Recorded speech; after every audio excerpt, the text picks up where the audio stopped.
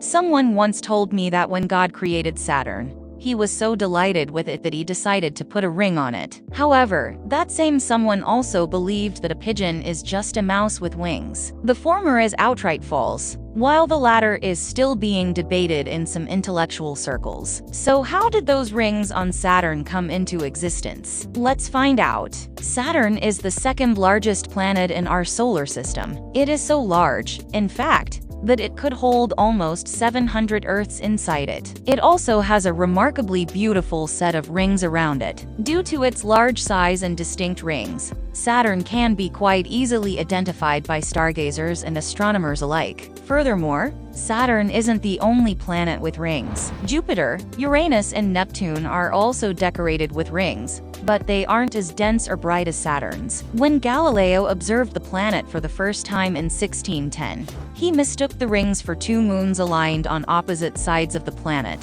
Further observation showed him that the rings tended to change shape or disappear altogether, due to their inclination and line of sight with respect to our planet. Since then, scientists have developed a fascination with studying this phenomenon and an eagerness to deconstruct its composition. The rings of Saturn aren't thick hoops of awesome space rock, but are actually comprised of matter from finely grained sand to chunks the size of mountains. The rings are primarily made up of a combination of water and ice. The rings have also befriended chunks of rocks over the millennia due to a constant peppering of meteoroids throughout their existence. One theory suggests that the rings are a consequence of meandering meteorites and asteroids in Saturn's vicinity that were inadvertently torn to shreds when they succumbed to the inescapable gravitational pull of this massive planet. Some asteroids may have even jarringly crashed into the planet, and the resulting dust and debris settled in its orbit and refused to leave.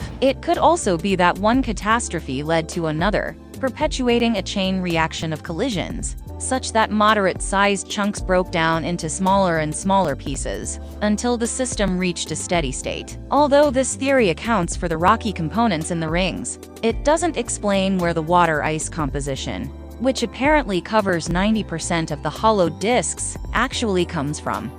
Another possibility in the currently prevailing theory is that the rings are the remnants of Saturn's moons. Saturn has a lot of moons in comparison to its neighbors, around 60. However, a large number of them except Titan are quite small. Only 13 of these moons have a diameter larger than 50 kilometers. It could be that the primeval moons, formed some 4.5 billion years ago, failed to occupy stable orbits following their formation, and eventually spiraled into Saturn. The collision barely scraped the moons of their surface, leaving behind only the rocky cores. It has been estimated that after 10,000 years or so, the leftover cores might have also nosedived into Saturn, generating a huge amount of dust that also joined the ring bandwagon. Saturn's moons, just like Jupiter's, are known to consist of hard ice. Therefore, this theory could explain why the rings are mostly made of ice and water. The water is because the ice slowly melted, which implies that the rings became smaller in size. Saturn isn't confined by a single ring,